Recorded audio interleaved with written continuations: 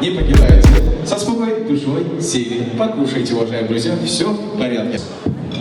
Добрый вечер, граждане и гости Российской Федерации. Внимательно меня послушайте. Работает полиция Главного управления ГИО МВД России по Красноярскому краю.